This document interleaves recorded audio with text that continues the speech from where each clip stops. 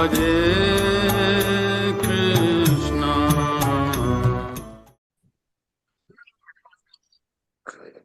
Bienvenue à tous pour cette, je crois, quatrième édition, si je ne m'abuse, de ce chapitre 87. Donc, on est toujours dans les prières des Védas, qui essayent de tirer du sommeil le Seigneur Mahavishnu, qui doit maintenant être glorifié pour pouvoir être stimulé, pour manifester de nouveau la création matérielle et ses innombrables univers.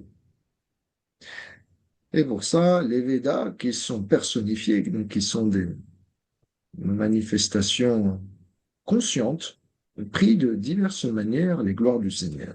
Donc on est à l'épisode 4 de ce chapitre 87, et ça commence ainsi, verset 34.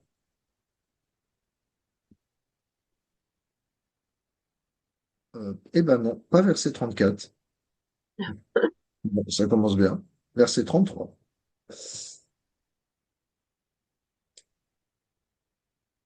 Le mental est comme un cheval impétueux que même les personnes les plus régulées en matière de contrôle des sens et du souffle ne peuvent pas contrôler. Ceux dans ce monde qui tentent d'apprivoiser le mental incontrôlé, qui est donc comme un cheval fou, mais ne s'abandonnent pas aux pieds pareils au lotus de leur maître spirituel, rencontrent d'innombrables obstacles sur leur voie spirituelle. Et ils souffrent à force de pratiquer. Ô Seigneur, toi qui es non né, ils sont comme des marchands sur un bateau au sein de l'océan qui a oublié d'employer avant leur départ un pilote. Alors, on a deux métaphores ici. Le mental, c'est comme un cheval qui est un peu fou. Et pour l'apprivoiser, on a besoin, eh bien, du gourou, qui va être comme les rênes pour pouvoir contrôler ce cheval. Ou le gourou peut être vu comme le pilote. Vous partez en mer et soudain vous vous rendez compte que dans l'équipage, il n'y a aucun qui est qualifié pour manipuler le gouvernail et la boussole. Et on se rend compte qu'on voulait partir en croisière pour aller pêcher au grand large, mais que personne ne peut nous ramener. Et donc, dans une telle situation, vous vous retrouvez perdu dans l'océan. Et ce monde matériel est un océan. Il est comparé à un océan des morts et des renaissances, l'océan des souffrances matérielles. Et le gourou est le pilote. Et les vents favorables qui vont amener les voiles à, à se bomber, ça va être les instructions des Védas. Donc le gourou, il dépend pour avancer, eh bien, des instructions des Védas, du vent. S'il n'y a pas de vent en mer, tu as beau être un bon pilote, tu vas pas aller très loin. Donc, avoir un bon pilote, c'est nécessaire. Ça, c'est le gourou. Et le gourou dépend de qui? Des Védas, de Krishna. Et donc, vous pouvez comprendre qui est le gourou s'il dépend du vent, des instructions de Krishna. Et vous pouvez comprendre que si vous avez maintenant un bateau qui peut vous amener d'une destination à l'autre, à savoir cette forme humaine qui est capable de vous amener de ce monde matériel au monde spirituel à travers la pratique de la voie dévotionnelle, eh bien, vous avez une opportunité de franchir l'océan. Si vous avez un gourou, des vents favorables et un bon bateau, nul doute que vous pourrez faire la traversée de cet océan. Donc, on a déjà le bateau, on a le corps matériel d'un être humain qui est totalement efficace pour faire plaisir à Dieu, pour s'engager en son service, pour s'évertuer à agir dans la voie spirituelle, ce que les autres espèces sur cette terre ne sont pas capables de faire. Donc on a cette spécificité humaine de pouvoir s'élever dans la spiritualité. Maintenant qu'on a cette spécificité humaine, il faut pour qu'elle soit bien guidée, cette tendance à relationner avec Dieu, il faut un maître de bord, quelqu'un qui tienne le gouvernail pour nous, quelqu'un qui connaisse parfaitement comment naviguer à travers les différents courants de la vie matérielle. Toutes les circonstances qu'on peut vivre sont comme différents courants qui peuvent faire tanguer notre bateau. Et l'expert qui est à la barre, lui, quels que soient les courants qui le déportent d'un côté ou de l'autre, il garde le cap. Son compas, il le regarde toujours et il sait. Même s'il vient à dévier de sa trajectoire, il peut se réajuster. Ça, c'est notre gourou. Quelle que soit euh, la façon dont on dévie, notre gourou est toujours capable de nous ramener à bon port. Comment? Parce que Krishna nous a laissé le vent favorable de ses instructions. Et ces instructions nous servent de repère. C'est un peu ce qui fait office de carte au trésor pour trouver eh bien, le joyau de l'amour de Dieu.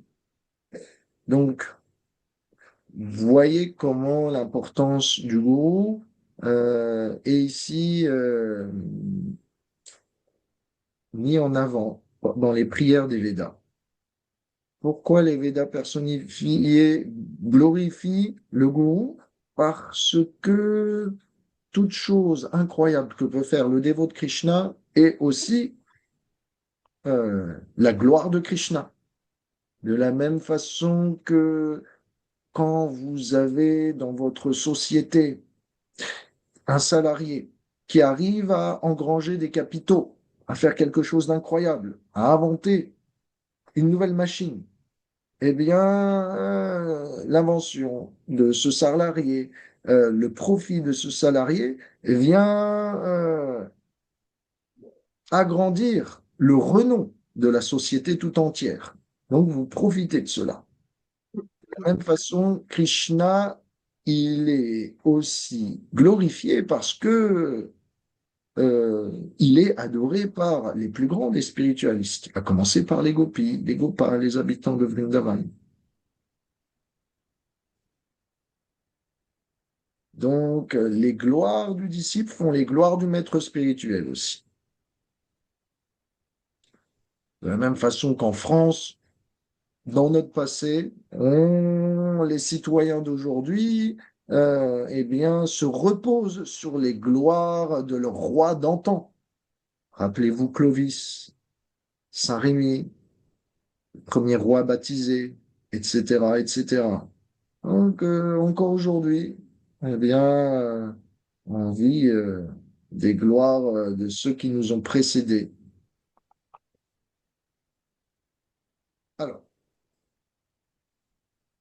une chose que les acharyas nous disent en rapport avec le gourou, en rapport avec l'autorité spirituelle, en parlant plus largement, c'est que si vous voulez contrôler votre mental, qui est comme un cheval fou, est-ce que vous avez déjà fait de l'équitation? Oui. Alors, le contrôle. Est-ce que vous êtes déjà monté sur un cheval fou? Non, un Vaut mieux poney éviter, fou, je pense. oui. Qui a fait ça? C'est ça? Moi, j'ai fait de l'équitation, mais je suis jamais montée sur un cheval fou. Ok. J'ai eu l'occasion de monter sur un cheval fou. Mon Dieu. Je savais pas qu'il était fou avant de monter dessus, sinon je l'aurais pas fait. Mais j'avais à peu près, ouais, 12 13 ans, du plus loin que je me rappelle. Je suis monté dessus et on était parti pour une balade en forêt. Donc, je savais déjà à peu près conduire le cheval et il est parti dès que je me suis mis à l'orée de la forêt à courir sans que je puisse rien faire. Et comme j'étais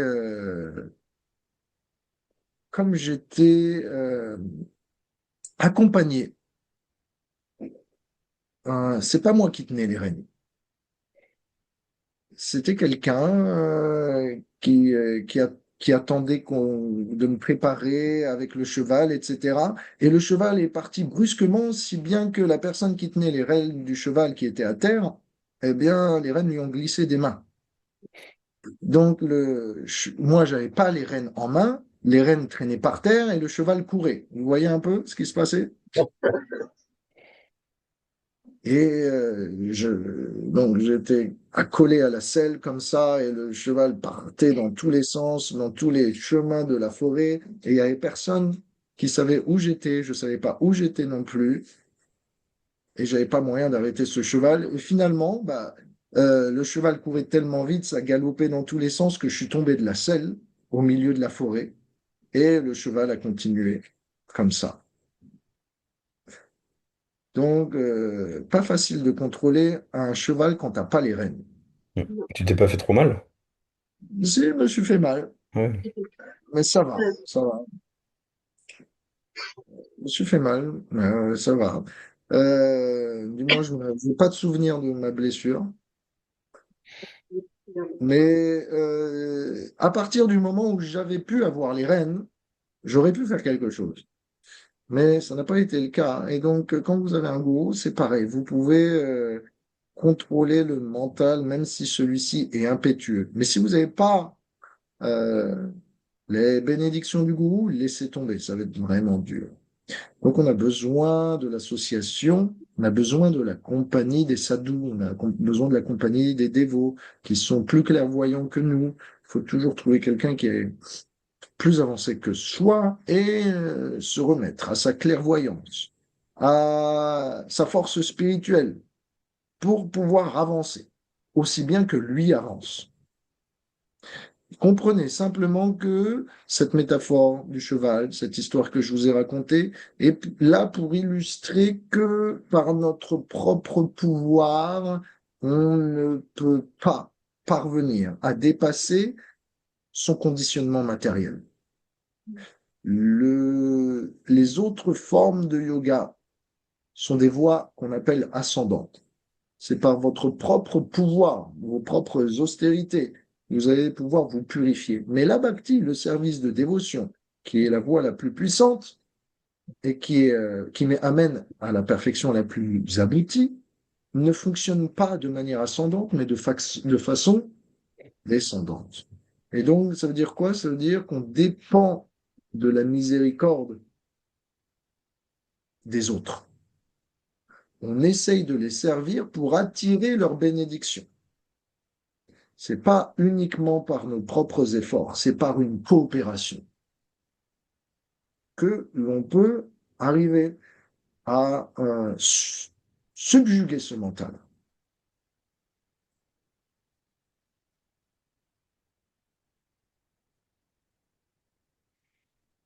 Donc, maintenant, on a besoin du gourou. OK. Et le gourou est notre unique alternative pour pouvoir contrôler son mental et obtenir Krishna. Seulement quand on parvient à le faire plaisir, on peut obtenir ses bénédictions et les bénédictions de Krishna totalement. Donc, ma question, c'est si j'ai choisi un gourou, mais que celui-ci commet des écarts, que celui-ci est faillible, qu'il commet des fautes, des erreurs. Est-ce que ça veut dire que ma vie spirituelle, elle est foutue? Bah, non. Il est humain lui aussi et il a traversé aussi ses affres. Non. Qui a dit non en premier? C'est toi, Mathieu? Ou Philippe? Non, pas moi. Philippe, hein? Ok. Non, pourquoi? Bah, non, parce que Il a laissé des instructions quand même. si t'as un gourou, c'est que ton registre est plus large. Et s'il commet comme tu dis, des imperfections, on peut en tirer qu'un enseignement de ces imperfections-là et s'améliorer à travers ces imperfections-là. Pas de problème. C'est un bon point. C'est que les erreurs des autres peuvent être nos erreurs aussi.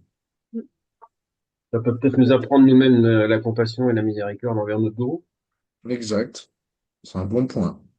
Merci beaucoup. Très bon point. Justine, pardon, Chitraleka, tu disais aussi quelque chose? Je disais que bah, lui aussi et il traverse aussi les affres de sa vie et de son conditionnement humain. Même s'il a dépassé beaucoup d'étapes et il est encore conditionné lui aussi. Et puis comme il porte la charge, de ce que j'ai compris, c'est que le gourou ici, il porte nos charges. Donc tous ses disciples, quand ses Ah, disciples font de, beaucoup d'offenses ou sont défaillants, lui porte ces charges-là aussi. exact. Donc voilà, il est aussi, s'il a encore eu, on va dire, incarné dans cette vie-là, c'est qu'il a encore son conditionnement humain aussi qu'il poursuit d'une certaine façon. Oui, donc c'est plusieurs points que tu amènes là qui sont très bons. Le gourou peut être une âme avancée, mais pas encore totalement parfaite. C'est un premier point. Et donc, du coup, on accepte. Pour autorité, il est plus avancé, mais il a aussi ses propres choses à dépasser. Donc, on accepte cela. Et deuxième point que tu avances, c'est que peut-être que les erreurs de mon gourou, peut-être que les erreurs de mon autorité spirituelle, des dévots autour de moi, euh, duquel je dépends, sont peut-être causées par mon ignorance. Là, j'y avais pas pensé. C'est un très bon point. Peut-être que ce sont mes offenses, mon ignorance qui vient polluer, eh bien, la conscience de mon gourou, puisque ce dernier a pris tellement de charge en voulant me guider. Un bon point. Un bon point. Euh, Ce que je peux vous dire sur le sujet, c'est qu'il y a deux types d'erreurs, deux types de fautes. Il y en a une qui vient limiter la bhakti. Et il y en a un autre qui ne vient pas la limiter. Donc il y a des erreurs qui sont purement karmiques et il y a des erreurs aussi qu'on appelle aparad. Ça vous dit quelque chose, ce mot-là? Non. Aparada, ça veut dire anti-rada, anti-dévotion. Il faut savoir que la dévotion, c'est indépendant. Ça peut vous transformer en dévot, même si vous avez du mauvais karma.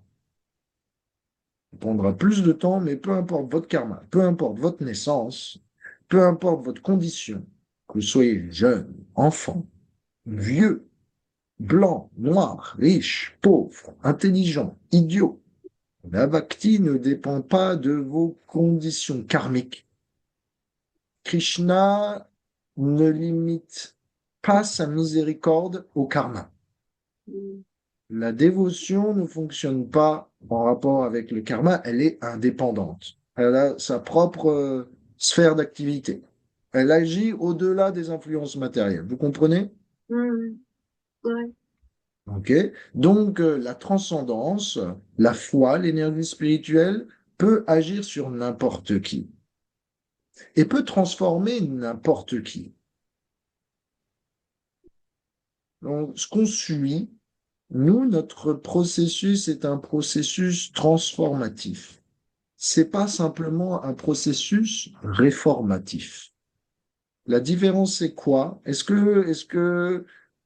Qui pense que cette différence, qu'il y a une différence, ou qu'il n'y en a pas, ou qui pense que s'il y a une différence, c'est pas utile. On s'en fiche. Je Oui, pense que, Oui, oui, c'est important quand même. oui, ouais, d'accord. vous considérez qu'il y a une différence entre Oui, transformation et réformation, on est mais la d'accord? réforme te Oui, change un système pour te mettre dans un autre système. La transformation te fait évoluer et te fait toi changer. Hein. C'est ce que je comprends, moi.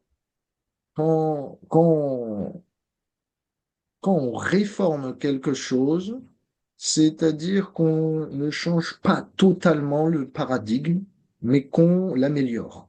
Mm. Quand on fait une réforme, par exemple, dans l'hémicycle, à l'Assemblée nationale, c'est pas qu'on change toute la Constitution. Il y a encore cette base qui demeure et on travaille dessus. On est d'accord? Mm, mm, mm. Mais quand on fait une transformation, c'est qu'on vise à travailler sur quelque chose d'autre. Donc, la bhakti n'est pas là pour simplement améliorer votre conditionnement. Elle est faite pour le dépasser, aller vers quelque chose d'autre. Dans cette société, quand on fait des réformes, c'est simplement pour rester dans un modèle capitaliste. On essaie d'ajuster le modèle capitaliste pour qu'il satisfasse tous les citoyens.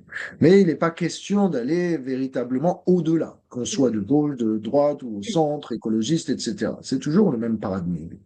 Cependant, avec la dévotion, il est question de changer son identité, de dépasser son conditionnement pour s'attribuer non plus une identité physique, mais une identité spirituelle. On ne travaille pas que sur euh, sa condition physique.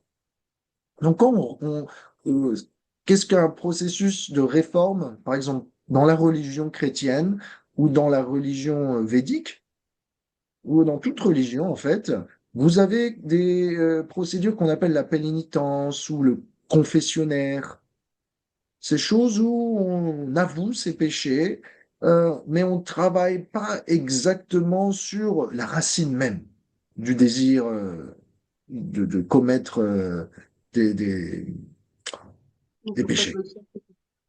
Donc, l'idée type, c'est je vais le dimanche passer voir la mourtie ou voir le prêtre, je confesse mes péchés, il m'absout des réactions karmiques, et je repars. Et rebelote.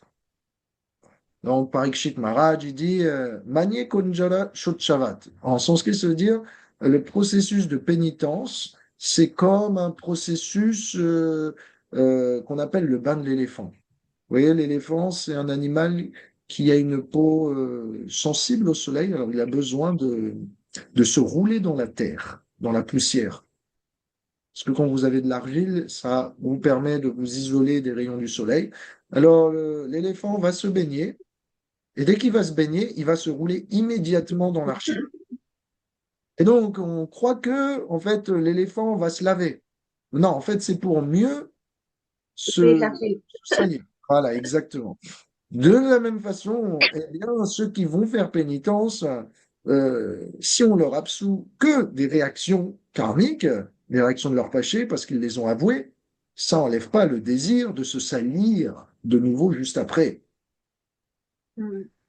Mais par Ikshit Maharaj, il dit Ikshit Kevala Bhaktya.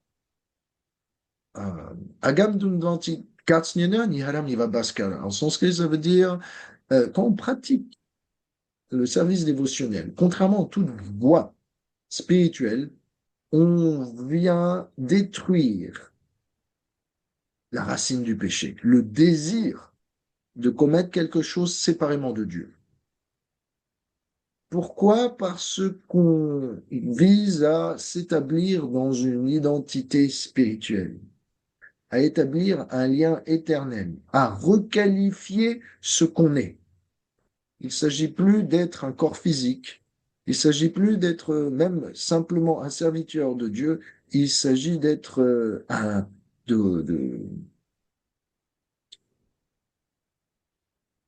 il s'agit d'être totalement engagé dans une identité spirituelle.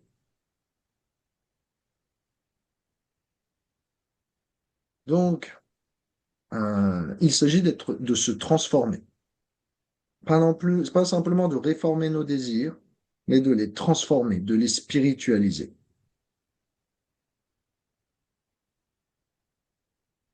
Vous vous rappelez, je ne sais pas si c'est avec vous que j'avais fait cette différence, mais sattva, ce qu'on appelle les influences vertueuses, c'est OK, je suis une âme et Dieu est l'âme suprême.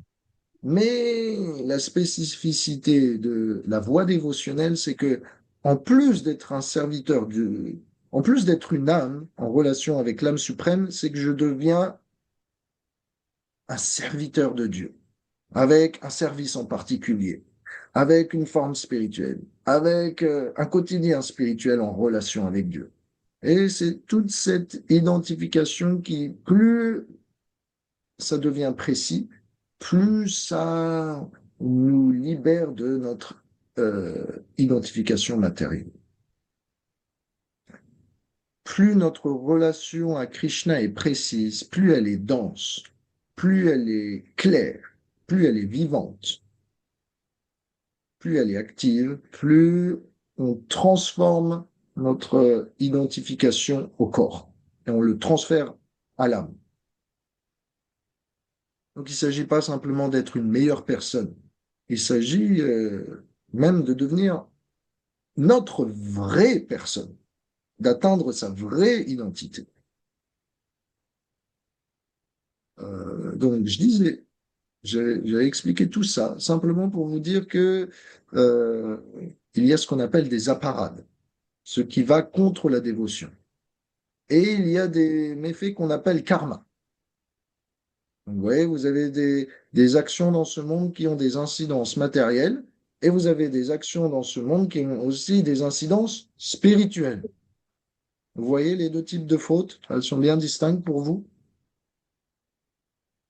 Je vais bien les deux impacts, mais Ce que je veux vous expliquer, c'est que vous pouvez faire du karma, mais ça va pas forcément avoir d'incidence sur la bhakti. ok. Ok? Bhakti et le karma sont deux choses différentes. Parce que la bhakti travaille au-delà du karma. Est-ce que vous comprenez? La bhakti peut en un instant balayer tout votre karma. Krishna peut. euh, pr- la loi du karma est sous le contrôle de Krishna. Donc Krishna peut prendre votre karma et en faire ce qu'il veut. Donc la bhakti travaille au-delà. La foi travaille au-delà du karma. Vous pouvez faire des choses, avoir des incidences karmiques. Mais vous pouvez faire des choses qui peuvent avoir des incidences sur votre foi. Et ça, c'est beaucoup plus grave. Vous comprenez? Mm. On peut faire des choses karmiques, mais c'est pas très grave. Par contre, les choses qui touchent notre foi, ça, c'est ce qui est très grave. Ce qu'on appelle des apparades. Donc, vous avez deux types de fautes. Une qui touche la dévotion et l'autre qui ne la touche pas. OK? Ça va pour vous? Oui. Mm. Il y a le karma et les apparades. Les apparades, c'est toutes les choses qui viennent nuire à votre foi, votre relation avec Krishna. Elles viennent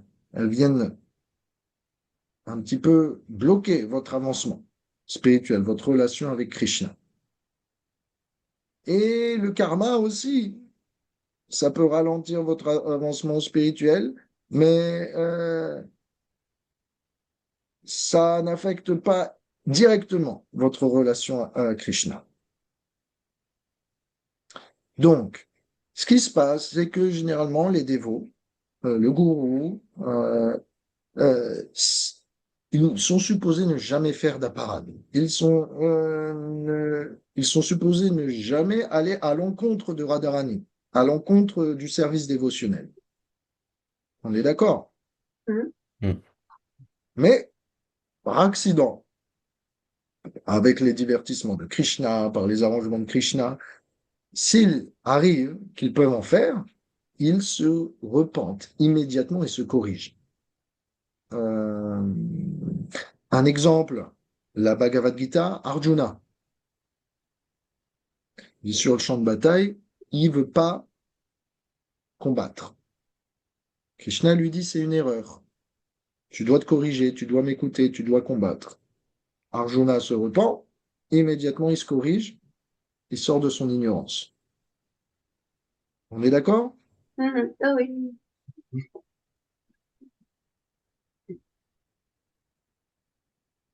Euh,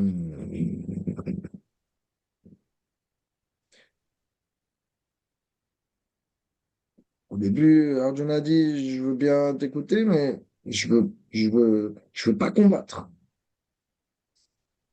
Krishna lui dit non, il faut que tu t'y mettes, etc. Donc, il y a des cas. Là, ce cas-ci, c'est pas forcément aller à l'encontre de Krishna directement, mais on peut comprendre qu'il y a certains cas où on peut, malgré nous, aller dans l'ignorance par les arrangements de Krishna et Krishna nous récupère. Un exemple dans le Bhagavatam qui est beaucoup plus lucide, c'est celui de Parikshit Maharaj. Parikshit Maharaj, c'est un roi et il va chasser dans la forêt pour s'exercer aux arts martiaux. Et à un moment, il est très assoiffé et il passe à côté d'un ashram, de la hutte d'un sage qu'on appelle euh, Shonaka, pas Shonaka, Leshi, Shamika Leshi. Et le sage est en méditation. Donc le roi rentre et le sage a les yeux fermés. Et donc le roi attend longuement, se dit, excusez-moi, s'il vous plaît. Parikshit Maharaj demande, est-ce que vous pouvez me servir un verre d'eau? Et le sage, comme il est en méditation, il est sur un autre plan, il n'entend rien du tout. Et le roi alors est frustré. Comment je suis le roi de la contrée? Je demande simplement un verre d'eau, je ne reçois pas. Peut-être que ce sage est en fait en train de m'ignorer parce qu'il estime que je suis un matérialiste qui vit dans l'opulence et que lui, c'est un sage avancé, un transcendentaliste. Et donc, il n'a pas besoin de daigner euh, me recevoir. Comme c'est un brahmana, que je suis un kshatriya, qu'il est dans une caste plus haute que moi, peut-être qu'il me nie parce qu'il est fier de sa meilleure position, de son avancement spirituel. Alors le roi voit qu'il y a un serpent mort euh, pas loin, et il le prend, il le met autour des épaules du sage et s'en va, de colère, de ne pas avoir été reçu alors qu'il était assoiffé. Et puis après, Parikshit se rend compte, oh mince, pourquoi est-ce que j'ai réagi comme ça? Ça valait pas de s'emporter de colère pour une chose si maigre. Alors le roi s'en veut énormément. Mais lorsque le fils de ce Shanikarishi découvre que son père s'est vu mettre un serpent mort, alors il maudit le roi Parikshit de mourir dans 7 jours. Et vous comprenez que ce qu'on lit aujourd'hui, le 10e chant du Bhagavatam, qui a été narré à ce roi Parikshit, n'est dû que, en fait, par l'arrangement de Krishna. Donc il se peut parfois que les dévots très avancés eh bien, fassent des erreurs, mais que ces erreurs servent le plan de Krishna. Ils ont aussi quelque chose à apprendre, qu'ils sont stimulés dans leur amour, mais que ça fasse partie du plan de Krishna, que ce n'était pas évitable. Donc il y a ce genre d'erreurs, mais ce sont des erreurs organisées par le désir de Krishna. Normalement, donc, si vous avez un dévot de Krishna, un associé du Seigneur qui fait une faute, comprenez que euh, c'est généralement parce que Krishna a un dessein plus grand. Et il arrive que par exemple, une autorité spirituelle, un dévot de Krishna réputé pour être infaillible, un associé du Seigneur, fasse quelques,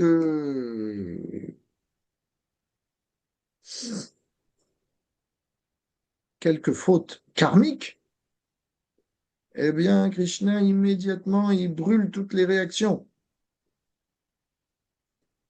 C'est pas que le gourou est toujours parfait en termes d'affaires matérielles. Si ses intentions sont de servir Krishna parfaitement, Krishna accepte son service malgré ses possibles erreurs. Ça, c'est sa perfection.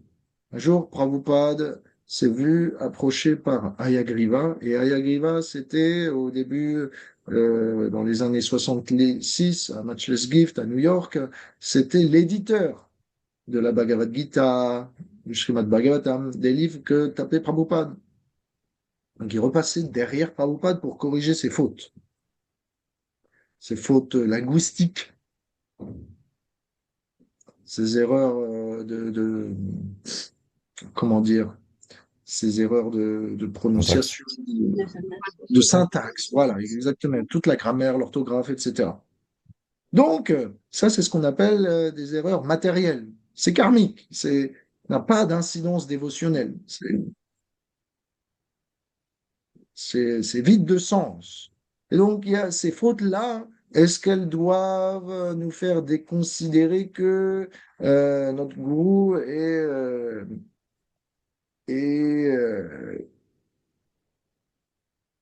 est pas un bon spiritualiste?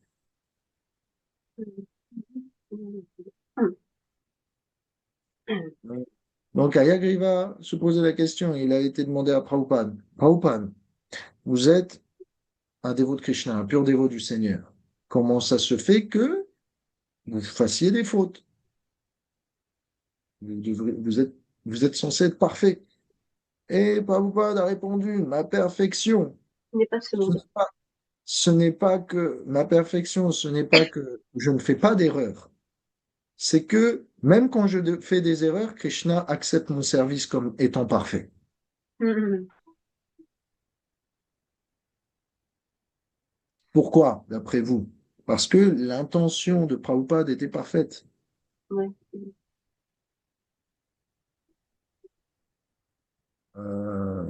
À une autre occasion, un jour, Prabhupada passait par la plage.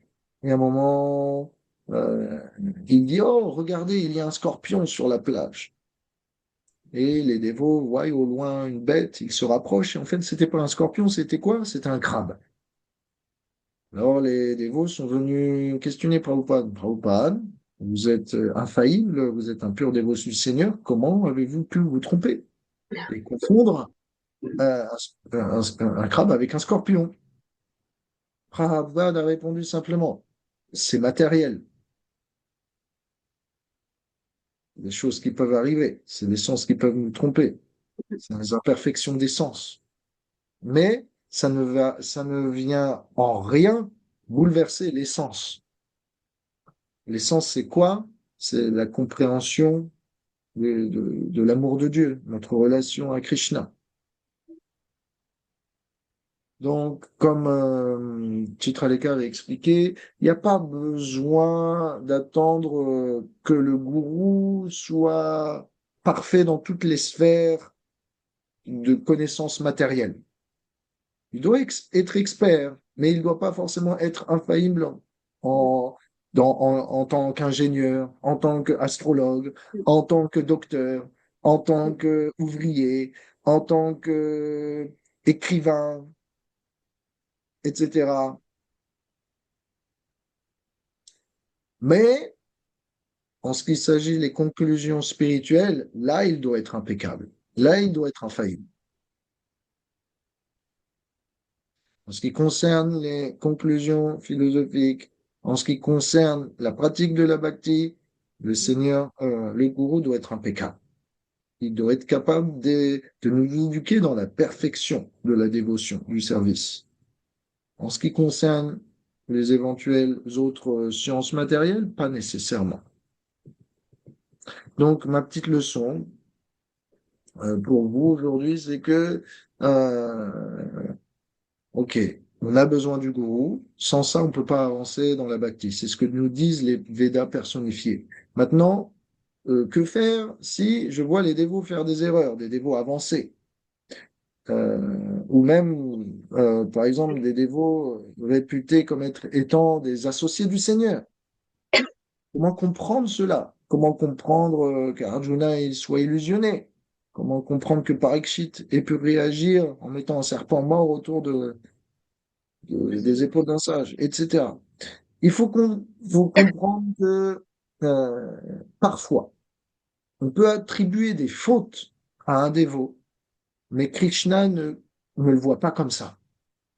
Krishna ne considère pas que ce qu'on voit comme des fautes, ce sont des fautes.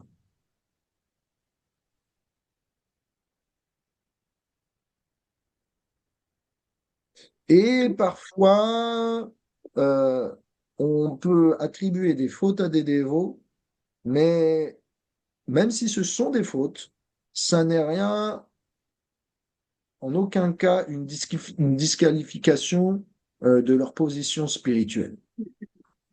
Donc là, par exemple, l'histoire du crabe avec le scorpion.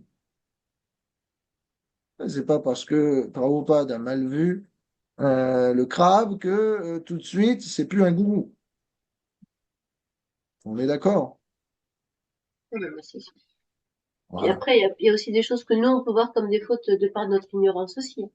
Il y a aussi Exact. des jugements de valeur qui sont biaisés, quoi. Et c'est comme, Parce on voit pas les choses dans leur globalité. Donc. exactement. Donc ça c'est dans le cas où on voit des fautes, mais Krishna ne considère pas que ce sont des fautes. Parce que nous, on est ignorants de la relation entre le gourou et Krishna. Donc on ne comprend pas ce qui se passe entre les deux. Donc, parce qu'il est difficile d'identifier ce qui est une faute, ce qui est bien au regard de la bhakti, ce qui qualifie ou disqualifie quelqu'un au regard de ses actions, de son comportement, de ses paroles, eh bien, il faut pouvoir étudier soigneusement les circonstances, la personne, au regard des shastras. Les shastras, ils disent quoi? Qu'est-ce qui peut certifier qu'on peut rejeter un gourou? Le Mahabharata en question, il nous dit, je vous lis le sanskrit, Gurorapya Stasya Karya Karya Majanata. Uparta Pratipadnasya Parityago Vidhiyate. Et je vous dis la traduction. Écoutez bien, c'est un bon moyen. Si quelqu'un est un gourou, il, il peut être rejeté dans le cas où il devient attaché à la gratification des sens, à la jouissance matérielle. Dans le cas où il ne discerne plus doit être fait et ce qui ne doit pas être fait. Un exemple, par exemple, ça va être Bhishmadev. Bhishmadev, c'était un pur dévot de Dieu, euh, un dévot de Krishna, mais lorsque la partie de D s'est faite entre Yudhishthir et Shakuni et que Karna voulait, avec Dushasana, déshabiller Draupadi, Ouais, il y a rien de fait. mais il n'a rien fait, il s'est pas offusqué. Et donc, il ne savait plus ce qui doit être fait ou ne pas être fait. Et donc, ce verset est cité pour dire que mais Bhishma, il a perdu sa position de gourou à ce moment-là. Donc, tu peux le combattre, mon cher Arjuna. Mm. Si quelqu'un perd son intelligence, si quelqu'un abandonne la voie de la bhakti pour une autre voie, il n'est pas un véritable gourou. Une telle personne n'est un gourou que de nom et doit être abandonné. Ce cas-là, on peut être réinitié. Voilà un petit peu ce que disent les Védas.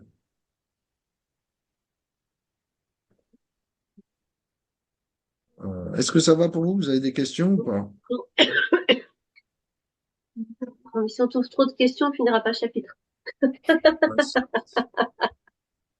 J'ai fait. Ouais, j'en ai une quand même. Vas-y, vas-y. Je m'interroge comment il est désigné le gourou dans la bâtisse. Enfin, il n'est pas désigné par un conseil de sages. Tu vois ce que je veux dire? Oui, exactement. Il a un maître spirituel Hmm. qu'il D'accord. a, qu'il a mis en pouvoir, qu'il a accepté. Donc, Ok. à partir du moment où quelqu'un est, on va dire, reconnu par la société des Vaishnavas, par les Vaishnavas avancés comme étant avancés, ça équivaut au tampon, quoi. Hmm. Si, si, c'est vrai qu'il n'y a pas un conseil formel, etc. Mais si le gourou reconnaît en son disciple des qualifications, Hmm. alors, et que celui-ci est vu comme un potentiel leader spirituel, alors on peut considérer que c'est un tampon valable. Mais généralement, Prabhupada dit, il n'y a pas ce qu'on appelle de certificat. Il n'y a pas une lettre possible avec une signature. Vous êtes éligible à devenir gourou. Non, pourquoi? Parce que c'est quelque chose qui vient à être reconnu naturellement par les pairs, par les qualités, notre absorption, notre dévotion, notre foi. Tout cela est manifesté de lui-même. De la même façon que quand vous mangez, vous n'avez pas besoin d'un certificat qui vous dit que vous êtes maintenant le ventre rempli et que vous ressentez de l'énergie et que vous avez du plaisir. De la même façon, quand quelqu'un est un dévot avancé, sa foi et ses réalisations transparaissent naturellement et sont reconnues naturellement par les pairs. Donc la foi est contagieuse et elle est visible. Et ceux qui sont avancés seront capables de reconnaître le niveau d'avancement d'autrui. Donc voilà, ça c'est un bon indicateur.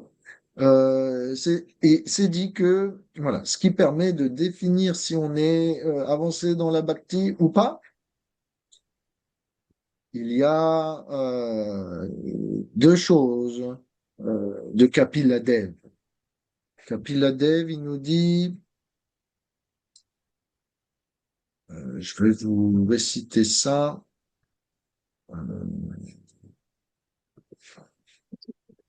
Alors, est-ce que, voilà. Vous êtes prêts? Oui. Voilà. Donc, principalement, le facteur principal, c'est, Kapiladevi nous dit, Mananiena Bhavena, Bhaktim Korvandi Diyedridam, Matkriti Tyakta Karmana, Stektas Vajana Bandha. Ça veut dire quoi? Ça veut dire, celui qui est toujours le mental, sans déviation, fixé sur moi, qui est toujours en train d'accomplir le service dévotionnel, qui est prêt à renoncer à tout attachement matériel, qu'il l'a fait aussi, en conséquence pour mon plaisir, et qui est prêt à renoncer à toute connexion avec la société, sa famille, etc., si cela est nécessaire, celui-là est dit être quelqu'un qui pratique la pure dévotion et donc un gourou. Maintenant, les seconds attributs, Titikshava Karunika Surida Sarvadeinam, Ajata Shatrava Shanta Sadhavha Sadhubhushan. Ok, comment cette personne, comment ce gourou se comporte, comment est son équilibre émotionnel, de quoi est constituée sa personnalité au-delà de ses activités?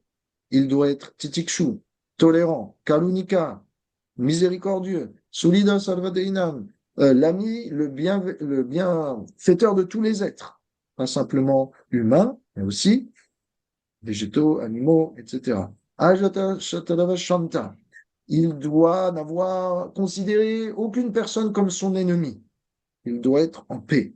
Paisible, Sadava Sadhubhushan. Il doit agir selon les Écritures et suivre ce qu'on appelle euh, l'étiquette Vaishnava. Alors, vous avez déjà entendu ce terme, étiquette Oui, Vaishnava? oui, oui, mais on n'a pas, enfin, je veux dire, personnellement, j'ai pas tous les tenants et les aboutissants. L'étiquette Vaishnava, c'est-à-dire il doit savoir se comporter parfaitement avec les dévots. Mais est-ce qu'il y a un texte qui reprend les bases de l'étiquette Vaishnava? Oui, oui, oui, Ouais, exactement. pourrais nous L'étiquette, l'indiquer, s'il te plaît? Hum, ça, ça vient de plusieurs écritures. Si vous voulez connaître véritablement un peu tout sur l'étiquette Vaishnava, il y a un cours délivré par l'ISKCON là-dessus, qui ok. s'appelle le cours sur l'étiquette Vaishnava. Donc il y a beaucoup en rapport avec ce qu'on appelle Pancharatra Vidhi. Ça veut dire quoi? Ça veut dire toutes les règles associées aux murtis, aux objets en relation avec le Seigneur, tout l'assis, les instruments de musique, euh, le charanamrita, voilà.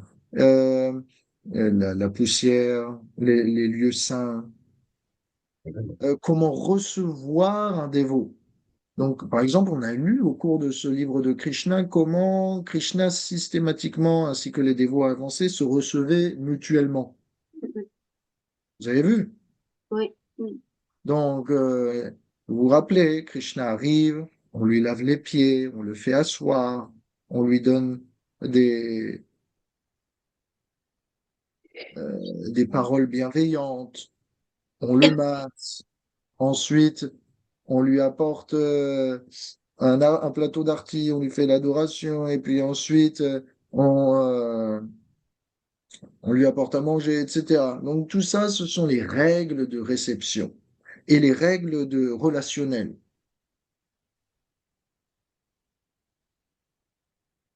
Et tout ça, ça fait partie du protocole, comment Krishna échange aussi avec ses dévots. Et donc ça fait partie du protocole qu'on doit connaître. Donc si jamais un gourou vient chez vous, eh bien, si vous êtes des hôtes fidèles euh, à l'étiquette Vaishnava, vous connaissez un peu la procédure. Vous savez ce qu'il faut faire, pas faire, amener une guirlande, etc. Donc, par exemple, si vous sortez des toilettes, simplement, si vous ne lavez pas les mains et que vous touchez, vous allez servir le prasadam au gourou, ça, c'est Ouais. mauvais. Ah non, Vous non, voyez? pour ça, c'est basique, ça, il n'y a pas besoin d'avoir un Ça, c'est gourou, basique. on le Oui, fait. mais ces règles de propreté sont nombreuses. Ça, c'est des choses qu'on doit avoir conscience. Si, par exemple, l'étiquette Vaishnav, imaginons, euh, On reçoit des brahmacharis dans une famille, par exemple. vous recevez des brahmacharis dans une famille. Eh bien, l'étiquette Vaishnava veut que, par exemple, si ce sont des brahmacharis, vous n'envoyez pas votre jeune fille euh, qui est en pleine puberté, les retrouver pour servir le repas. Hum. Voilà, l'étiquette Vaishnava.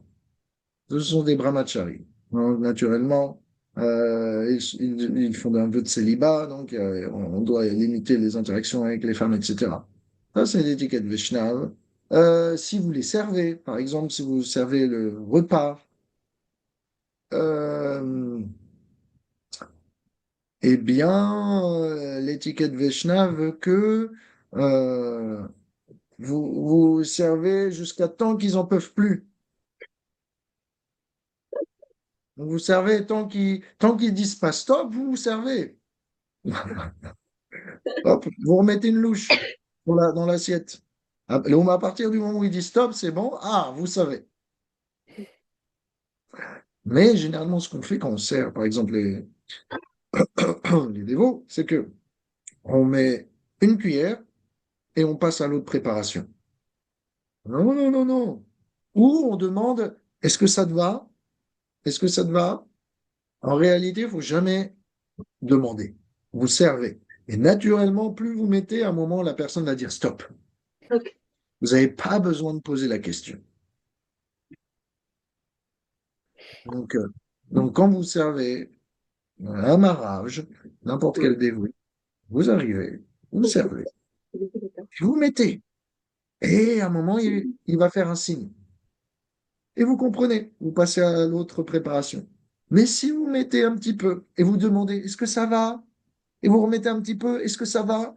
Eh bien, vous l'empêchez, s'il est en train de discuter, de continuer sa discussion, par exemple. Et vous Ouais, attirez c'est toute des pilotes, hein. l'attention sur vous. Donc, le service n'est pas fluide. Ah, mais Alors si t'as que, pas conscience, si t'as pas connaissance de tout ça, c'est complexe, hein. oui, Moi, je c'est sais complexe. que là, j'ai fait plein de boulettes, hein. Oui, mais enfin, on comprend, hein. On est tolérant quand même. Non, mais, non, mais voilà, quand j'ai un gourou qui est venu à la maison, moi, je savais pas comment faire, hein. Personne m'a trop dit. J'ai juste fait du bon sens et du mieux que je pouvais, mais là, je prends conscience que il y a eu quand Voilà, même c'est pas ça. mal de boulettes. Toi, on te Ah, connaît, donc, on te connaît, donc, exactement. on te sert. Attends que tu nous dises d'arrêter. Non, mais c'est important parce que souvent, on est appelé, tu le sais, à recevoir de Bien plus sûr. en plus de dévots, des Ah, gens dont l'avancement spirituel est bien supérieur au nôtre, voilà, Brahmachari ou Paguru, enfin, tu vois, autre. Enfin, en tant que maîtresse de maison, c'est super important de savoir tout ça pour pas mettre les gens mal à l'aise. mhm. Hum, Oui, voilà. donc il y a beaucoup de bon sens.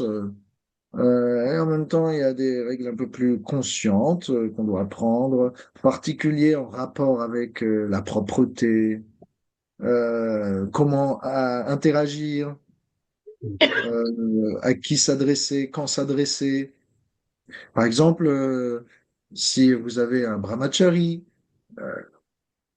ou un sannyasi, bah, il est jamais censé se retrouver seul si vous êtes une femme avec vous. Même si j'ai 30 ans de plus que lui, quoi. Euh, oui. Ah non, mais c'est ça, parce que moi, je suis plus une mataji, tu vois, je suis plus une maman. Enfin, pour beaucoup, tu vois, je peux être Dans la ce maman ou la grand-mère, cas-là, tu vois. Et dans ce cas-là, ok, ça va, ça va. Mais si c'est un sannyasi, c'est niet. ok, très bien. C'est niet. Il faut être en présence du mari Ok. pour pouvoir interagir avec lui en présence du mari. Il y a voilà, tout ça, c'est l'étiquette. Et donc, le gourou, il doit aussi savoir ça.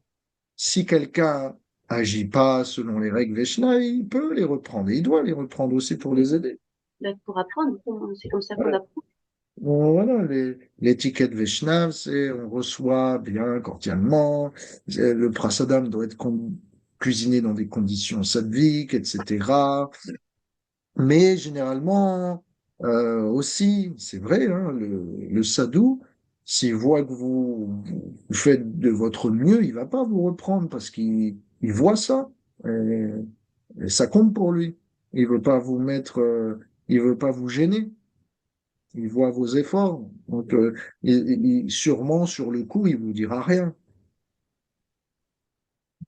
Peut-être il fera passer le message d'une autre manière parce que il veut pas vous diminuer dans votre enthousiasme. C'est possible comme ça aussi. Donc, donc, mon point, là où je veux aboutir, vous en faites pas, on va y arriver, hein, on n'a pas beaucoup de versets aujourd'hui, c'est que si vous devez discerner qui est qui, qu'est-ce qu'une faute, qui est un gourou, eh ben, vous devez utiliser votre intelligence, n'est-ce pas? Et généralement, quand on entend le mot abandon, quand Krishna il dit Oh Arjuna, abandonne-toi à moi, eh ben, ce qu'on comprend implicitement, c'est que le bouton de l'intelligence, on va le tourner off. Mais Krishna, à aucun moment les Védas nous enjoignent d'avoir une soumission aveugle. Plutôt, on nous encourage à avoir une obéissance consciente.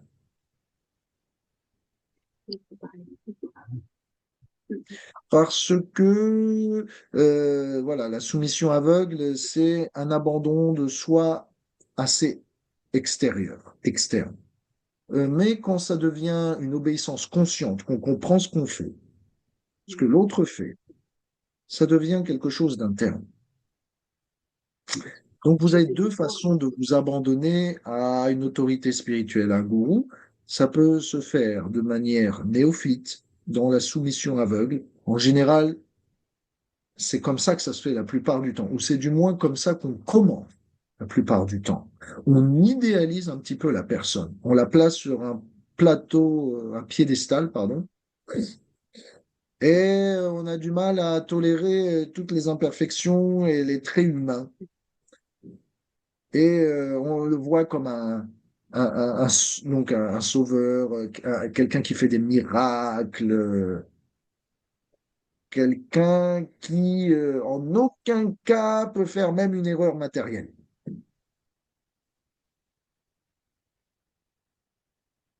Mais un disciple qui va avoir un peu plus d'expérience comprend que les dévots peuvent garder leur statut de pur dévot tout en faisant des erreurs involontaires matérielles ou ce genre de choses, et que ça ne remet rien en conséquence la sincérité de leur dévotion ou leur qualité, leur compréhension de l'aboutissement ou leur amour pour Krishna. Non.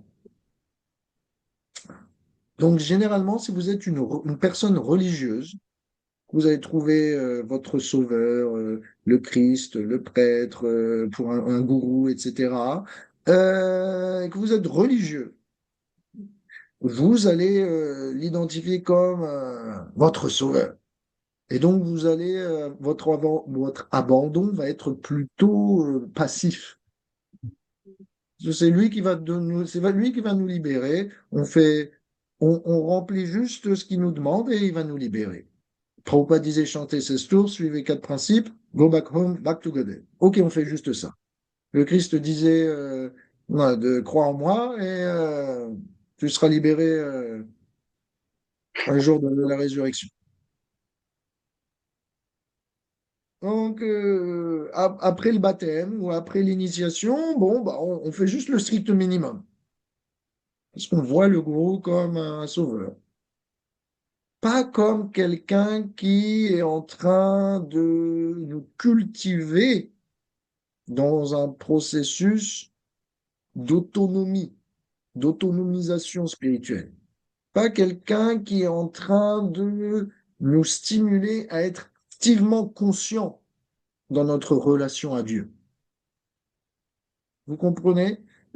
Souvent, quand on voit en l'autre un sauveur, quand on est après la libération, quand on est dans le rituel, on, on tourne notre intelligence sur le bouton off, on fait juste la mécanique des rituels, et tout le reste, c'est entre les mains du gourou ou de l'autorité spirituelle ou du Christ, et c'est lui qui va nous libérer.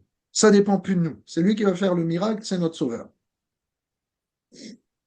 Mais l'amour de Dieu, c'est un travail interne. On dépend, certes, des bénédictions au-dessus, mais ces bénédictions, on les attire aussi par notre service. Donc, il faut qu'on fasse un service conscient. Donc, à chaque instant, on s'abandonne. À chaque instant, on considère ce que je dois faire au mieux pour Krishna. Donc, il ne s'agit pas simplement d'attendre en faisant des rituels de manière mécanique que la perfection va tomber ou des bénédictions divines. Non, ça doit être, l'abandon est un processus actif. C'est la transformation. Ouais, C'est comme je exactement. disais tout à l'heure, entre la réforme et la transformation. Si tu changes pas Exactement. ton système, ça sert à rien. Voilà, c'est ça. Il ne s'agit pas juste de se réformer pour recommencer à mener la vie d'avant juste après. Non, il s'agit de cheminer sincèrement comme un chercheur de vérité dans l'amour de Dieu. Et activement travailler sur cette perfection de l'amour de Dieu à chaque instant. On doit être vigilant, introspectif. On doit être attentif à ce que l'on pense, à ce que l'on fait, comment on interagit, etc., etc.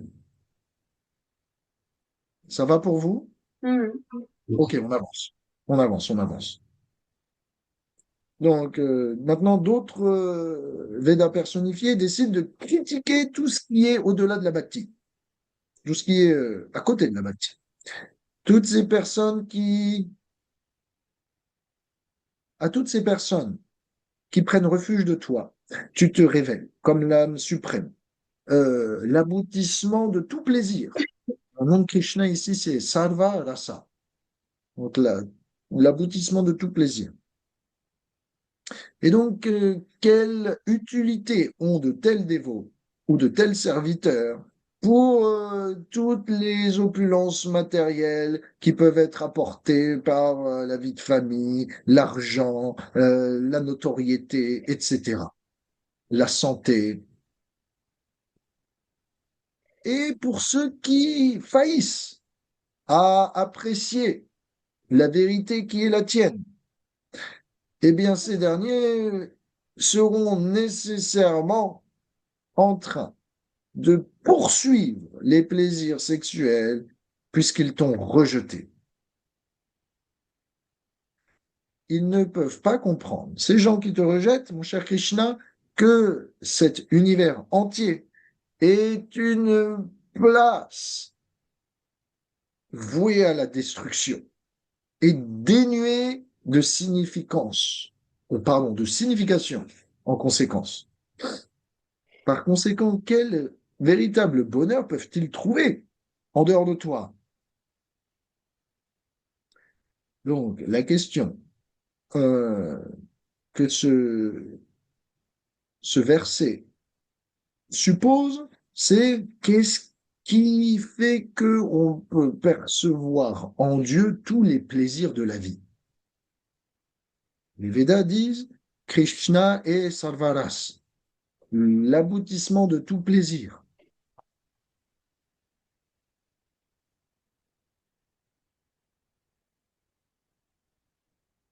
Comment est-ce possible de pouvoir percevoir Dieu de cette façon? Comment peut-on arriver à cette réalisation? D'abord, premier point, c'est que on doit voir que n'importe quel plaisir qu'on trouve dans cette vie a son origine et perfection en Krishna. Deuxième chose, on doit comprendre que tout ce que je trouve dans cette vie, peu importe le plaisir, est produit par Dieu. C'est lui qui nous l'a distribué. Donc, naturellement, ça fait de lui quelqu'un de véritablement très miséricordieux. Et pourquoi, comment peut-on voir Krishna dans tous les plaisirs de la vie? Troisième point, pas simplement parce que toute chose a son origine et sa perfection en Dieu, pas simplement parce que Krishna euh, produit ou donne tout cela, mais parce que j'aime les gens aussi, parce que j'aime Dieu en eux. J'aime les gens parce que j'aime Dieu en eux, que ce soit consciemment ou non. Parce que toutes les qualités qu'on peut avoir viennent de Dieu. Nous sommes des parcelles de lui. Donc, si vous appréciez quelque chose chez quelqu'un, en fait, indirectement, vous appréciez Dieu. Donc, quand on aime quelqu'un, en fait, on aime Dieu en eux. Inconsciemment, mais il faut que ça devienne conscient. L'amour que je peux ressentir pour mon mari n'existe que parce que, à l'origine, je peux tomber aussi amoureux de Krishna. L'amour que je ressens pour mes enfants n'existe que parce que je peux m'occuper de Krishna comme si j'avais une affection maternelle pour lui ou paternelle. L'amour que j'ai pour mes amis n'existe que parce que Krishna peut aussi m'accepter en tant qu'ami. Et l'amour que j'ai pour tous mes supérieurs, mon boss, mes professeurs, mon gourou et tout ça, n'existe que parce que Dieu aussi, il est le maître et l'enseignant suprême. Donc toutes les relations qu'on a dans ce monde ne sont simplement que des relations parcellaires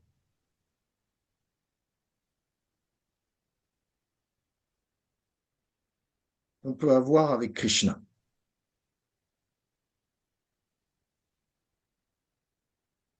C'est simplement des relations qu'on a avec Krishna, mais sous différents habits.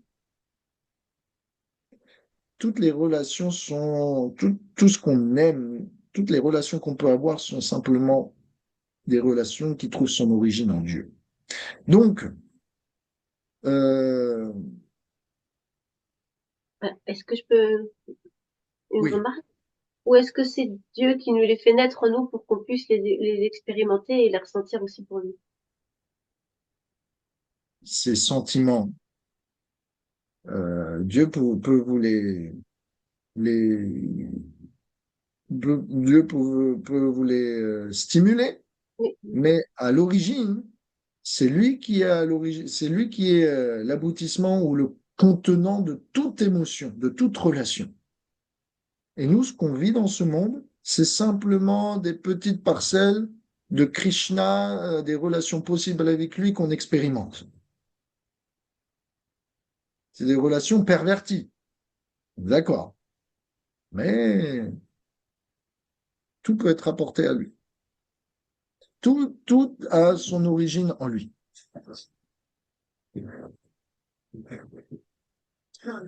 Donc, de cette manière, eh bien, on comprend que Krishna est l'aboutissement de tout plaisir. Nous sommes que les petites, quelques qualités que vous pouvez trouver en un ou en autre, qui vous attirent, qui fait naître en vous une forme d'amour, d'appréciation. Eh bien, en fait, cet amour est à l'origine dirigé vers Krishna. Mais parce que vous ignorez que tout ce que vous aimez en l'autre provient de Krishna, ben, en fait, on n'aime pas Krishna directement. Il suffit de reprendre conscience de cela. Donc, je continue.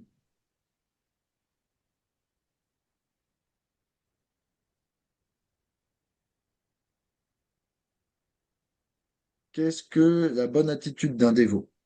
Les Védas personnifiés disent, les sages qui sont libres de toute fierté vivent sur terre en fréquentant les saintes places de pèlerinage, où par le passé, le Seigneur a exécuté ses divertissements.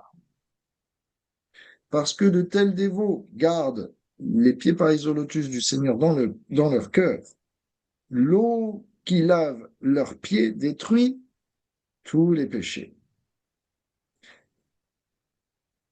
Quiconque tourne son mental, ne serait-ce qu'une fois vers toi, qui est à jamais heureux, le bienheureux, Nitya Sukha, qui est l'âme de toute existence, n'a plus de goût pour se dédier à servir euh, toute la vie de famille, qui, eh bien, euh, déprive l'homme de toutes ses bonnes qualités.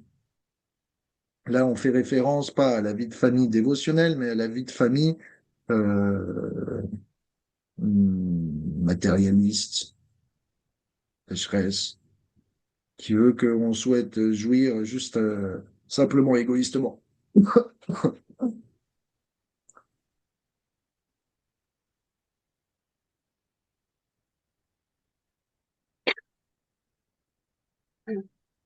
Ensuite, eh bien,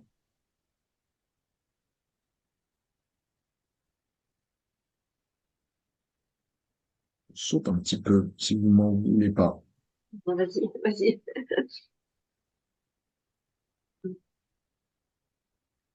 puisque cet univers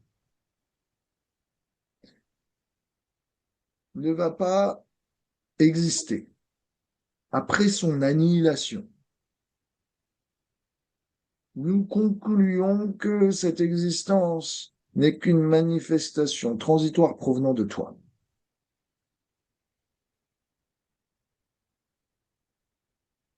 Nous comparons cet univers à une transformation d'une substance, d'une matière en diverses formes.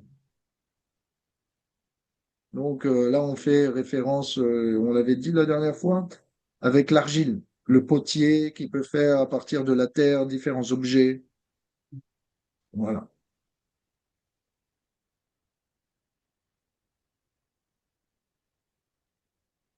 Euh,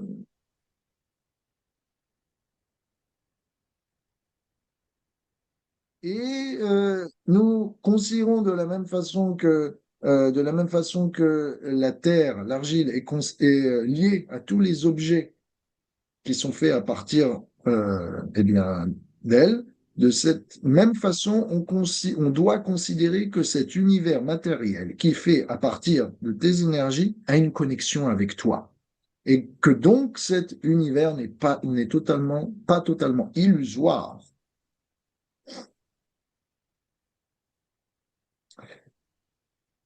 Les membres de l'ordre du renoncement qui faillissent à déraciner les dernières traces de leur désir matériel à l'intérieur de leur cœur restent donc impures. Et tu ne les autorises pas à cause de cela à ce qu'ils te comprennent. Bien que tu sois présent dans leur cœur, ô Seigneur, celui qui pratique le yoga simplement pour la jouissance des sens doit souffrir dans cette vie et celle d'après. Et ils ne peuvent finalement atteindre ton royaume. Donc, ce que les Védas disent, c'est que vous pouvez prendre l'ordre du renoncement. Mais si vous restez attaché au désir matériel, que vous ayez pris l'ordre du renoncement ou pas, Krishna ne peut pas véritablement, eh bien, vous accepter puisque vous voulez pas vous abandonner totalement à lui. Donc, qu'on soit un homme au foyer ou un renonçant, peu importe notre position, on doit sincèrement vouloir agir pour le plaisir de Krishna totalement. Et ça veut dire l'abandon. Donc, c'est pas par rapport à l'habit, c'est par rapport à l'attitude. Je peux avoir plein de possessions et les engager parfaitement avec Krishna et lui arrange de cette manière qu'on le serve. Et je peux avoir rien du tout, mais je peux toujours avoir, malgré rien du tout, dans ma pauvreté, des attachements matériels. Et ça, c'est pas acceptable pour Krishna. Donc, le gourou, le dévot, l'autorité spirituelle n'est pas forcément un sannyasi, c'est pas forcément un brahmachari, ça peut être n'importe qui, il faut juste regarder quel est le contenu de son désir, son comportement. Qu'est-ce qui le motive? Quand une personne te réalise, mon cher Seigneur, il ne se préoccupe plus de sa bonne ou de sa mauvaise fortune. Peu importe les prévisions astrologiques, peu importe ce que les planètes ont décidé de ma destinée, à cause de mes actions passées, peu importe ce qui m'attend dans le futur, peu importe tout cela. Pourquoi il ne se préoccupe pas de tout ça? Parce que toi seul contrôles la bonne ou la mauvaise fortune de tous. À quoi bon s'intéresser à l'organisation des planètes et à l'astrologie si on n'est pas un dévot de Krishna?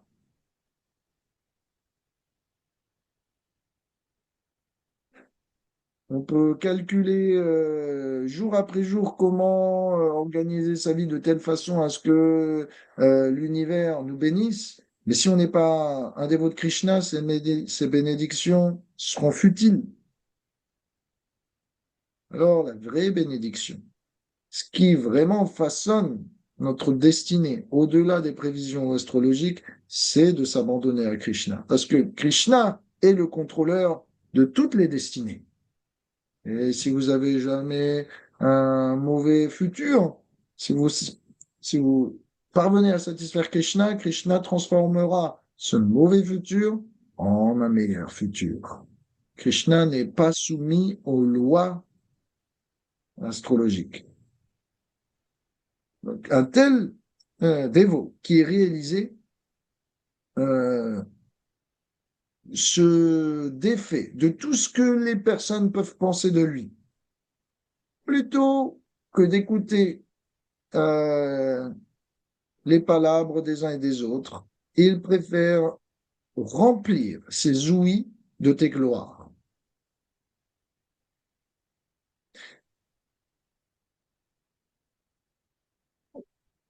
Maintenant, est-ce que je peux vous poser une question? Oui, vas-y. Ok. Est-ce que euh, quand Krishna dit, quand les Védas personnifiés disent, celui qui est réalisé ne se préoccupe plus du mal et du bien qui va affecter ce monde. Est-ce que, ou qui va nous affecter, est-ce que ça veut dire qu'on ne se préoccupe plus de nous-mêmes et des autres? Non, mais il va pas donner de l'importance. Il va pas donner forcément de l'importance à des événements euh, matériels.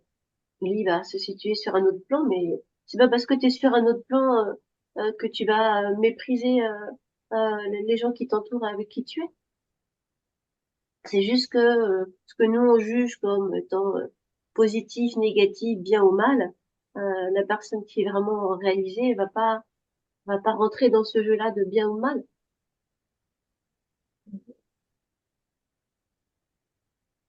Le Je sais pas dévot si tu l'entends. comprend, c'est un bon point.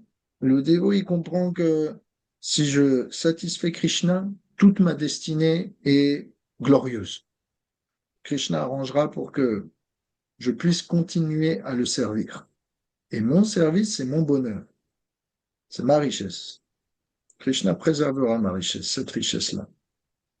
Maintenant, si j'ai une bonne destinée, mais que j'adore pas Krishna, toute cette destinée, elle est futile, parce elle me fera pas découvrir euh, le royaume de Dieu, elle me baignera pas dans l'amour de Dieu, et me plongera de nouveau dans une autre vie, avec une autre destinée, qui sera pas forcément favorable. Donc, est-ce que les dévots se fichent du bien, du mal qu'il aurait fait pour les autres? Non. Leur préoccupation, c'est que les dévots se protègent autant que nécessaire pour continuer leur service. On, se, on cherche notre santé tant que cela est favorable pour notre service. Donc, si je suis en mauvaise santé, que j'ai mal au dos, que je peux pas me lever pour chanter mon japa correctement et servir les déités, etc., eh ben, c'est pas bien. Il faut que je me repose, il faut que je fasse des exercices, des assouplissements, il faut que je change quelque chose pour faire en sorte que ça ne soit plus en travers de mon service. Euh, et à propos des autres, les dévots voient le bien et le mal qui leur est fait comme la volonté du Seigneur.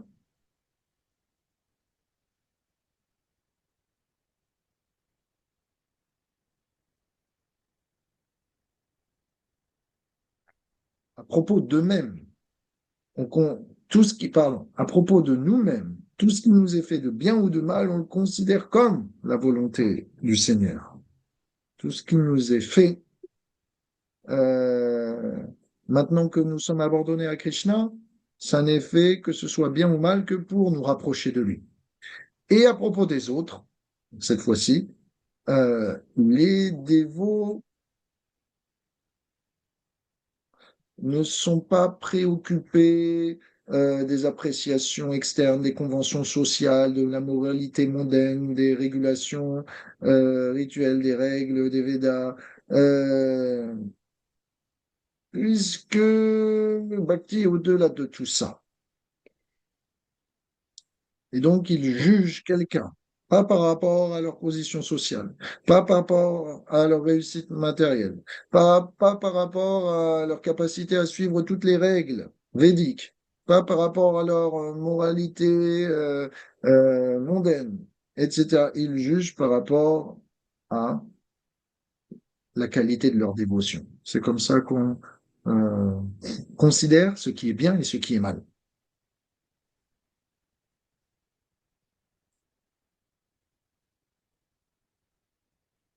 Donc, toutes nos actions dans ce monde, elles n'est bonne que si elles stimulent notre conscience de Krishna, notre souvenir de Dieu, notre amour pour lui. Toute action qui vient à l'encontre de cela, même si ça a l'air bon, ça n'est pas bon.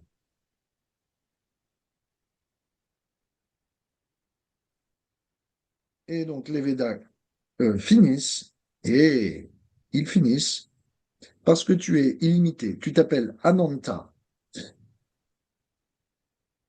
pas même le Seigneur du paradis, Indra, même toi-même, même toi, tu ne peux comprendre la fin, l'étendue de tes gloires. Même le Seigneur lui-même n'a pas la capacité de connaître combien il est glorieux. C'est pour dire. Est-ce que c'est un défaut? Non, c'est plutôt une gloire. Hmm. Tellement glorieux que lui-même a du mal à en saisir l'étendue. Tous les nombreux univers qui proviennent de toi ne sont comme que des particules de poussière à travers le ciel. C'est pour dire combien Dieu est grand. Tu es l'aboutissement de toutes les conclusions védiques. Et donc, maintenant, voilà, on a fini. Retour dans la narration. Donc, Sri Narayana Rishi dit à Narada, maintenant que tu as entendu ces instructions de la personne de Dieu, au fils de Brahma, donc cette histoire qui est racontée à Narada était une histoire qui avait été racontée par Sanandana Kumar aux habitants de Tapoloka, de Janaloka, pardon. Et euh, tous les personnes qui ont entendu ces histoires furent satisfaites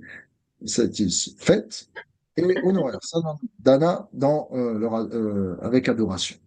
Ainsi, les anciens saints ont voyagé à travers tout l'univers pour parler euh, de ces prières des Védas et de satisfaire quiconque avec euh, eh bien, ces gloires magnifiques qui révèlent l'essence confidentielle de tous les Védas et les Puranas.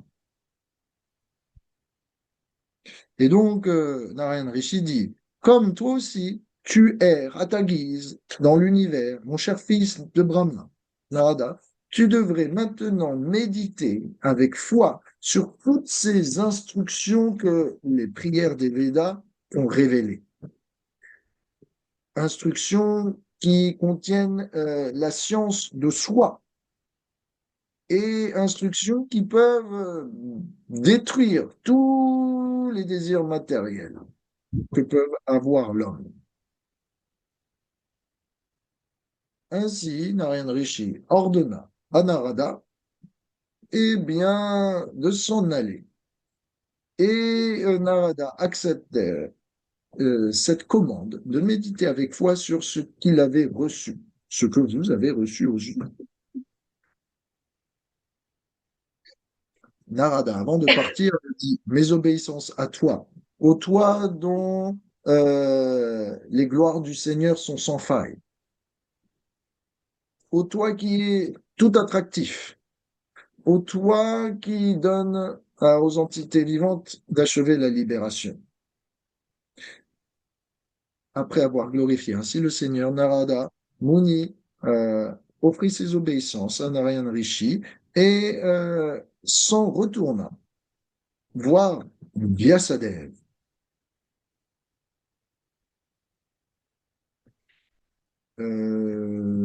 Est-ce que vous voulez savoir pourquoi Narada va voir Vyasadeva après avoir reçu les prières des Védas ou pas?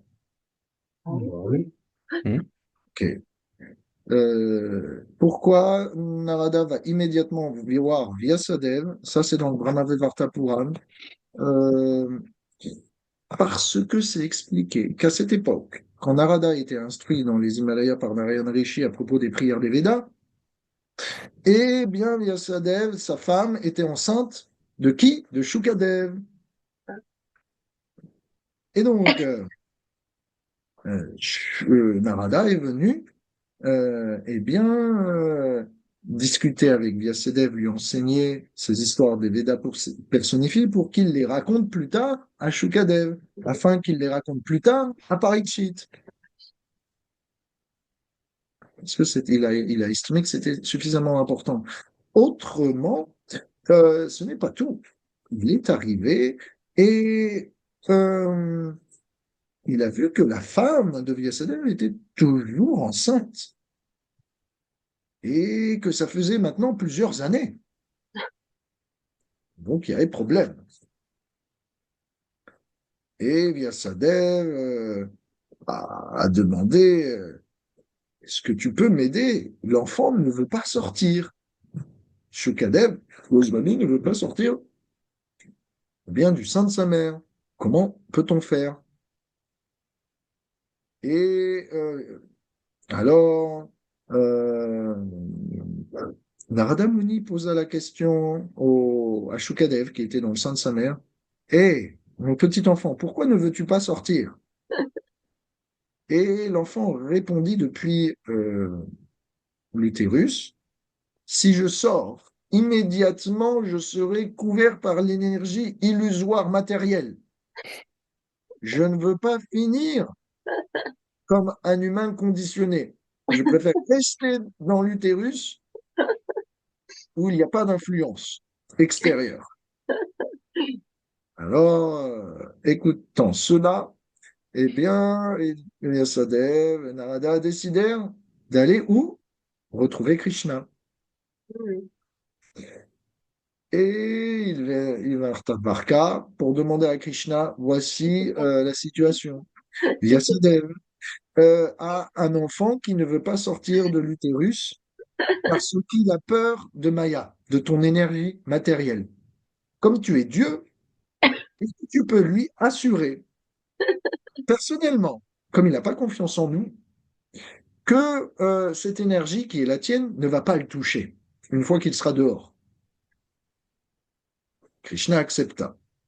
Alors Krishna arriva et parla au jeune Shukadev Goswami, qui avait maintenant 2-3 ans et qui était toujours dans le sein de sa mère, et qui lui dit, ta maman est en train de souffrir. Donc, moi, je n'ai jamais eu cette souffrance, mais est-ce que ça fait mal de porter un enfant?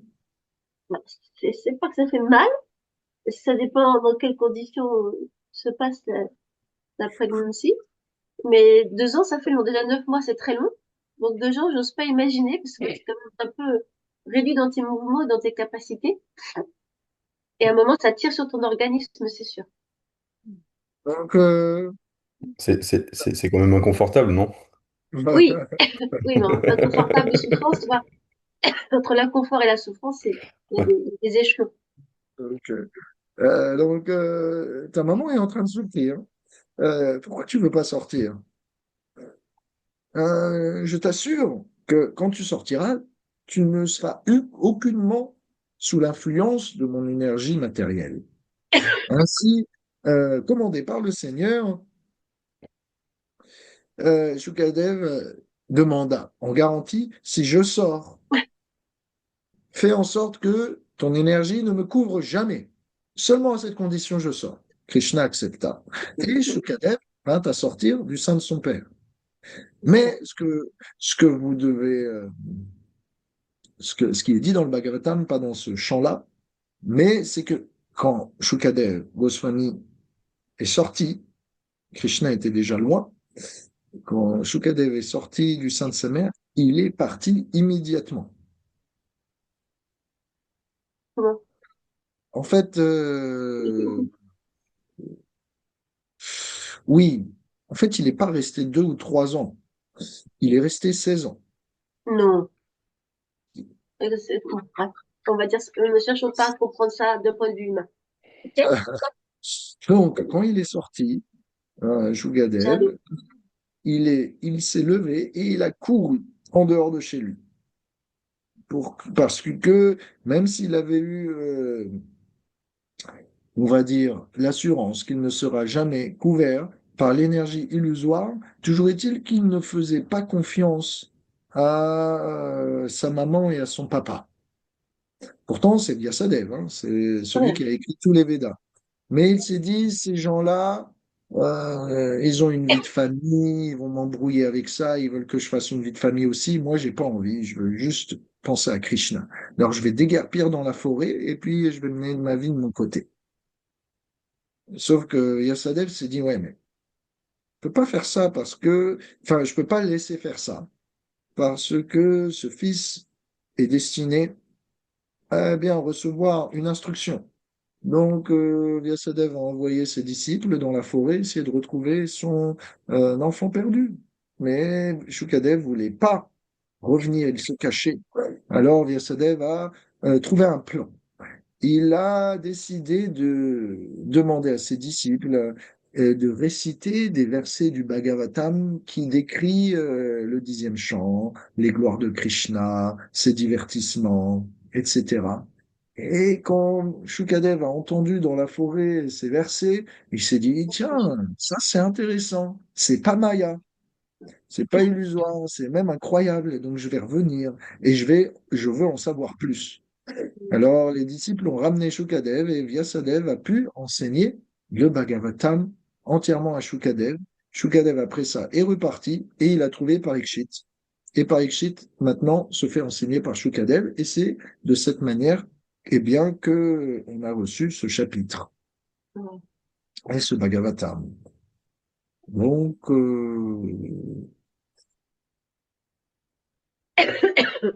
je finis là-dessus. Euh, ainsi, euh,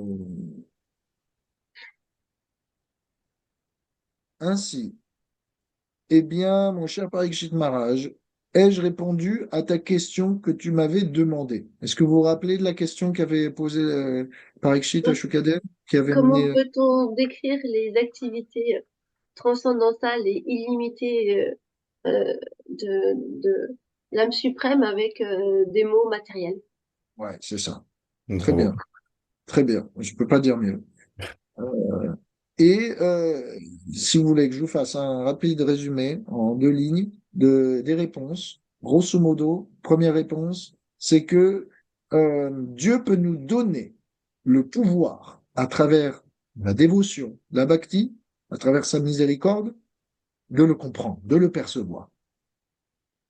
Ça, c'est une chose. C'est pas en notre pouvoir, mais ce pouvoir peut descendre sur nous. Et deuxième point, les Écritures eh bien, ne sont pas différentes du Seigneur, puisque c'est le Seigneur lui-même qui se décrit. Donc, à travers les Écritures, l'intelligence des Védas, on peut parvenir à comprendre le Seigneur. Et en suivant la conclusion des Védas, eh bien, on peut avoir une conclusion aboutie, une idée aboutie de ce qu'est le Seigneur, quand bien même il est au-delà de l'intellect humain. L'intellect des Védas nous met à porter le Seigneur de notre intellect. Donc, ainsi s'achève ce chapitre 87 intitulé Les prières des Védas.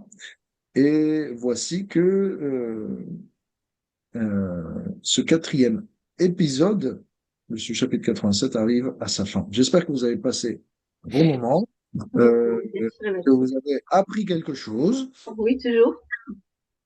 Et, euh, et merci beaucoup à vous. On Mm. se retrouve maintenant, avant de nous quitter pour notre prière. Puisse Krishna nous donner d'établir une relation profonde avec les dévots, pour que l'on soit inspiré à nous abandonner à un maître spirituel, et que celui-ci nous inspire en retour à la perfection de l'amour de Dieu. Puisse Krishna nous donner l'intelligence de distinguer ce ce qui est des fautes, ce qui peut être considéré comme une faute minime et non disqualificatoire, et des fautes disqualificatoires, afin que nous placions notre foi dans des spiritualistes qui ne nous tromperont pas et qui plutôt nous élèveront. Si vous êtes d'accord avec cette prière, vous pouvez dire Hare Krishna, Hare Hare Krishna, Hare Krishna Krishna, Hare Hare Krishna, Hare. Hare Hare, Hare Rama, Rama, Hare Rama, Rama Rama, Hare Hare Hare. Voilà, j'espère que vous avez passé un bon épisode, que c'était pas trop dense. Merci pour tes efforts pour mettre tout ça à notre portée. Mm. Et la semaine prochaine, on attaque l'avant-dernier chapitre.